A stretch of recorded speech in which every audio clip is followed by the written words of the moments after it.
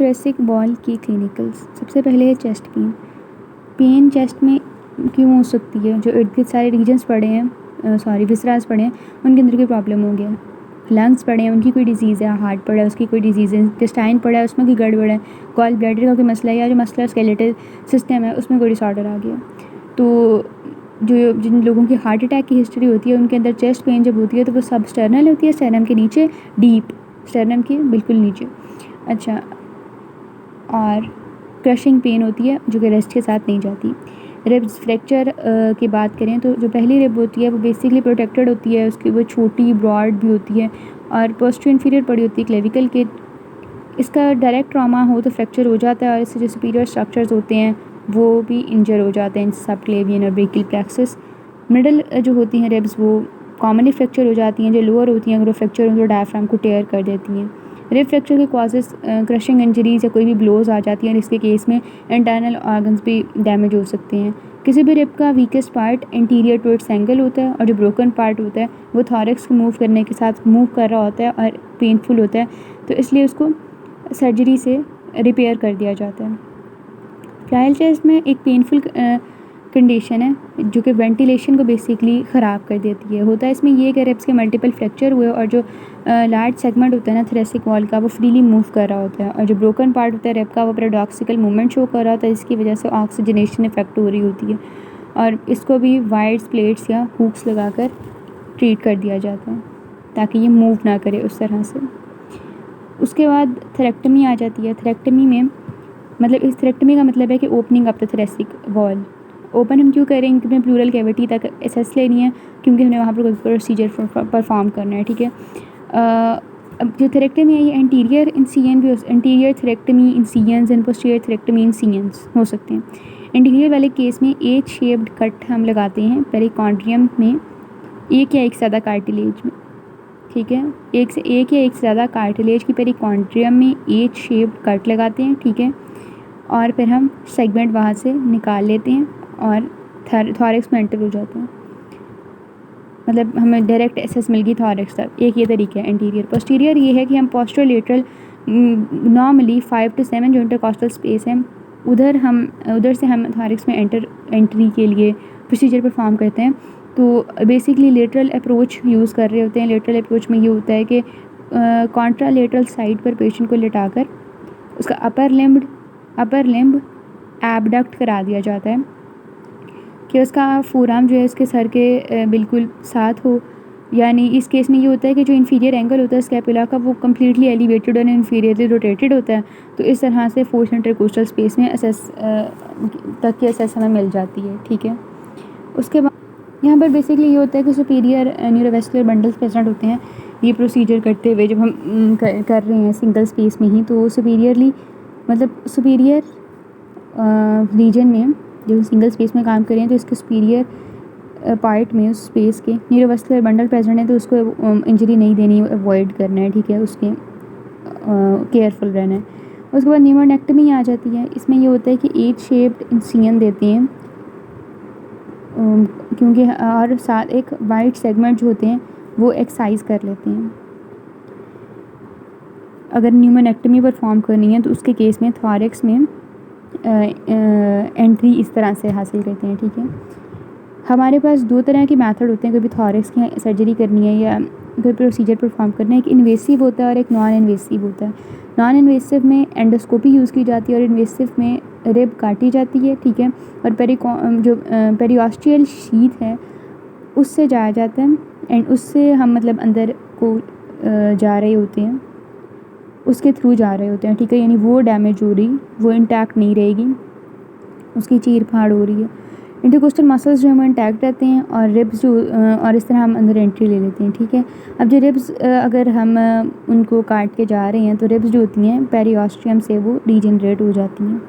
उसके बाद सुपरन्यूमरी रिब्स आ जाती हैं। सर्वाइकल या लंबर रिब प्रेजेंट हो तो नॉर्मल रिब से ज़्यादा नंबर हो जाता है और अगर 12th रिब ना प्रेजेंट हो तो नॉर्मल रिब नंबर से नंबर कम हो जाता है। सर्वाइकल रिब कॉमनली जो होती है प्रेजेंट मतलब as compare to the lumbar rib की प्रेजेंस सर्वाइकल रिब की प्रेजेंस कॉमन है। इससे ये होता है कि ये जो नर्व आर्टरी वेसल्स जो पड़ी होती हैं इनलेट पर उनको कंप्रेस करती है, ठीक है, उनको प्रेस करती है, उनके साथ इंटरफेरेंस शो कर रही होती है, तो इसकी जो होती है हमें रिसेक्शन करनी पड़ती है by using trans axillary approach. Lumbar की जो होती है वो लेस कॉमन होती है। और सुपरन्यूमेररी रिब्स एक और ख़राब काम करती हैं कि कोई भी रेडियोग्राफ हो तो उसके अगर हम उसको स्टडी कर रहे हैं तो डायग्नोसिस में कन्फ्यूजन क्रिएट कर सकती हैं।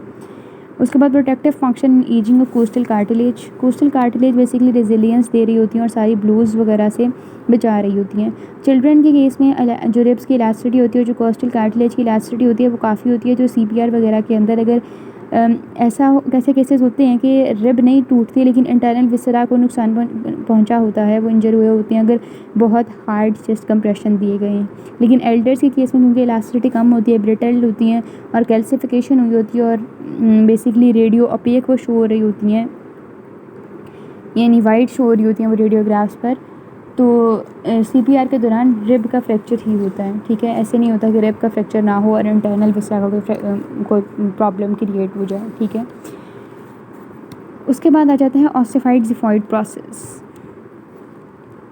ऑसिफाइड ज़िफॉइड प्रोसेस जो है उन्होंने बताया है, सबसे पहले एक कॉमन ले मैन की बात बताई हुई है कि वो क्या सोचता है कि मेरे हार्ड लम्प प्रेजेंट है कोई एपिगैस्ट्रिक फोसा वाले रीजन में, तो क्या ये ट्यूमर तो नहीं है।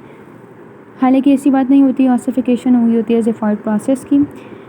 अब जो फिजिशियंस के लिए यहाँ इंपॉर्टेंट पॉइंट है वो ये है कि लेप्रोटमी यानी एब्डोमिनल इंसिजन के केस में इसको कट नहीं करना होता, क्योंकि अगर इसको कट लग जाए तो फिर जो जहाँ पर अब कट लगा है उससे ऊपर वाले पार्ट में हेटरोट्रॉफिक ऑसिफिकेशन स्टार्ट हो जाती है। उसके बाद आ जाता है स्टर्नल फ्रैक्चर्स। स्टर्नल फ्रैक्चर्स जो होते हैं ये सबक्यूटेनियस लोकेशन होती है स्टर्नल की, फिर भी इसके फ्रैक्चर्स जो होते हैं वो इतने कॉमन नहीं होते, लेकिन ऑटोमोबाइल और क्रैश इंजरीज वगैरह में इसके फ्रैक्चर हो जाते हैं। इसका फ्रैक्चर जो होता है कॉम्यूनिकेटेड फ्रैक्चर होता है, यानी फ्रैगमेंट्स जो होते हैं वो डिस्प्लेस नहीं होते, क्योंकि स्टर्नम बेसिकली डीप फेशिया में इन्वेस्टेड है, स्टर्नोकोस्टल लिगामेंट के डीप फेशिया में, पैक मेजर के फाइबर्स भी इस पर आके अटैच हो रहे हैं। जब इसकी इंजरी होती है तो हार्ट की, लंग की, विस्ट्रास की इंजरी स्टर्नल कंट्यूजन की वजह से हो सकती है। ठीक है, यानी ब्लड वेसल रप्चर हो सकती हैं और टिश्यूज़ जो हैं वो इंजर हो सकती हैं। अब जो फ्रैक्चर की कॉमन साइट है वो स्टर्नल एंगल है, जहाँ पर मेनिब्रियो स्टर्नल जॉइंट फ्यूज़ हुआ है, और इसके अलावा कॉमन साइट दूसरी जिस तरह फ्रैक्चर हो सकता है वो डिसलोकेशन हो जाती है मेनिब्रियो स्टर्नल जॉइंट की, तो उसके केस में भी स्टर्नल फ्रैक्चर हो जाता है। उसके बाद आ जाती है मीडियन स्टेर्नोटमी। मीडियन प्लेन के अंदर स्टर्नम को कट करते हैं, ठीक है, और उसे रिट्रैक्ट करते हैं और दो हाफ्स में उसको स्प्रेड कर देते हैं। इसकी जो स्प्रेडिंग होती है उसमें कोस्टल कार्टिलेज हमें हेल्प कर रही होती है। सर्जिकल ऑपरेशंस में कोरोनरी आर्टरी बाईपास, ग्राफ्टिंग या ट्यूमर के किसी भी रिमूवल से जो कि लंग के सुपीरियर लोब में प्रेजेंट है उसके केस में मीडियन स्टेर्नोटमी कर रहे होते हैं। ट्रीटमेंट के बाद वायर्स और सूचर्स लगा दिए जाते हैं, और अगर तो मसल स्प्लिटिंग थ्रेक्टमी की गई है तो फिर रिकवरी कम पेनफुल होती है। उसके बाद स्टर्नल बायोप्सी है, नीडल हम इसमें इंसर्ट कर रहे होते हैं, पहले cortical part of the bone और उसके बाद spongy part of the bone में जाती है। बेसिकली स्टर्नम को इसलिए यूज़ करते हैं क्योंकि वो सबक्यूटेनियस प्रेजेंट है और उसकी ब्रेथ भी काफ़ी है बोन मैरो ट्रांसप्लांट्स के लिए, और ब्लड का कोई भी डिसऑर्डर है उसको चेक करने के लिए, मेटास्टेसिस हो रही है कैंसर की या नहीं उसको चेक करने के लिए। अच्छा आगे पहुँच गए। उसके बाद है स्टर्नल एनामलीज़। इसमें क्या होता है कि नॉर्मली जो स्टर्नम डेवलप हो रही होती है वो ये होता है कि फ्यूजन होती है बाइलेटरल और वर्टिकल कंडेंसेशन हो रही होती है प्री कार्टिलेजिनस टिश्यू की, या स्टर्नल बार्स या बैंड्स जिन्हें कहते हैं उनकी। अब अगर इसके हाफ्स जो हैं वो फीटस में फ्यूज़ नहीं करते तो एक्टोपिया कॉर्डिस हो जाता है। इसमें ये होता है कंप्लीट स्टर्नल क्लेफ्ट प्रेजेंट होता है और स्टर्नल क्लेफ्ट से हार्ट प्रोट्रूड कर सकता है। पार्शियल क्लेफ्ट ये होगी एक कंडीशन, ठीक है, कंप्लीट स्टर्नल क्लेफ्ट। अब दूसरी इसकी टाइप है हमारे पास partial sternal cleft. Partial sternal cleft में ये हो रहा होता है कि सुपीरियर हाफ जो होता है बॉडी का मेनिब्रियम की वो वी शेप या यू शेप शो कर रहा होता है, और ये जो पार्शियल क्लेफ्ट होता है इसको इन्फेंसी के पीरियड में ही फिक्सेशन से हम रिपेयर कर सकते हैं। उसके बाद दो टर्म है, एक है हमारे पास फनल चेस्ट और एक है पिजन चेस्ट। थॉरिक्स जब डेवलप हो रहा होता है तभी इन कंडीशंस को करेक्ट कर दिया जाता है। फनल चेस्ट को प्रैक्टस एक्सकेवेटम और पिजन चेस्ट को प्रैक्टस क्रेनिएटम कहते हैं। फनल चेस्ट या प्रैक्टस एक्सकेवेटम में जो होती है स्टर्नम वो रिसीड कर रही होती है, ठीक है, अंदर को होती है थोड़ी सी, और प्रैक्टस क्रेनिएटम या पिजन चेस्ट में स्टर्नम पर प्रोजेक्ट कर रही होती है, बाहर को होती है। ओके, उसके बाद है थोरेसिक। एक बात इसकी रहेगी कि जो होता है एल्डर्स के अंदर जिफॉइड प्रोसेस परफोरेटेड होता है, ठीक है, मतलब कॉमन बात है ये एल्डर्स के अंदर। और नियोनेट्स के अंदर एक कंडीशन हो सकती है दैट इज़ के इंटीरियर प्रोट्रूड कर रहा हो जिफाइड प्रोसेस, लेकिन ये अनकॉमन कंडीशन है। उसके बाद टॉस थोरेसिक आउटलेट सिंड्रोम। इसमें एक बहुत मसला ये है कि एनाटमिस्ट कहते हैं कि जो ऊपर वाला सुपीरियर जो है इनलेट सुपीरियर जो हमारे पास बेसिकली थोरेसिक कैविटी है, उसका जो सुपीरियर अपर्चर है वहाँ पर से फूड एंटर कर रहा है, वहाँ पर से एयर एंटर कर रही है, तो उसे इनलेट कहना चाहिए। लेकिन क्लिनिशियंस कहते हैं कि आर्टरीज़ और T1 स्पाइनल नर्व्स वगैरह जो होती हैं वो थॉरिक्स में इमर्ज होती हैं और उसके बाद वो थॉरिक्स से निकलती हैं सुपीरियर अपर्चर से, और उसके बाद वो अपर लिम और लोअर नेक वगैरह को सप्लाई कर रही होती हैं। तो इसलिए क्लिनिशियंस कहते हैं कि superior aperture is the thoracic outlet. तो थोरेसिक आउटलेट सिंड्रोम बेसिकली हम सुपीरियर अपर्चर के रिगार्ड में डिस्कस कर रहे होते हैं। बेसिकली इसमें जो ऑब्स्ट्रक्शन होती है वो अपर्चर के बाहर होती है, रूट ऑफ द नेक वगैरह में हो रही होती है, और इसकी जो मैनिफेस्टेशन होती है वो अपर लिम में शो हो रही होती है। उसके बाद रिब्स की डिसलोकेशन, जिसे स्लिपिंग रिब सिंड्रोम भी कहते हैं। कोस्टल कार्टिलेज की अगर डिस्प्लेसमेंट हो जाए फ्रॉम द स्टर्नम, यानी स्टर्नो कोस्टल जॉइंट की डिसलोकेशन हुई है तो उसकी वजह से रिब्स की डिसलोकेशन हो सकती है। इसके अलावा अगर इंटरकॉन्ट्रल जंक्शन की डिस्प्लेसमेंट हो गई है जो कि यूनिलेटरल होती है, और बेसिकली इंटरकॉन्ट्रल जंक्शन रिब 8, 9, रिब 10 का इन्वॉल्व होता है, तो उसके केस में भी रिब की डिसलोकेशन हो जाती है। और बेसिकली रिब की जो डिसलोकेशन होती है वो इन बॉडी कॉन्टैक्ट स्पोर्ट्स में हो रही होती है। ट्रॉमा हो जाए, कोई भी जॉइंट डिसलोकेट हो जाए तो उसके केस में हो जाती है।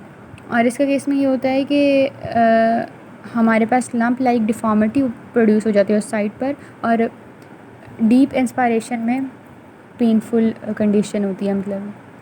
और जो वेसरा होते हैं प्रेजेंट नीचे डिसलोकेशन के, जैसे डायफ्राम हो गया, लिवर हो गया, वो डैमेज हो जाएंगे।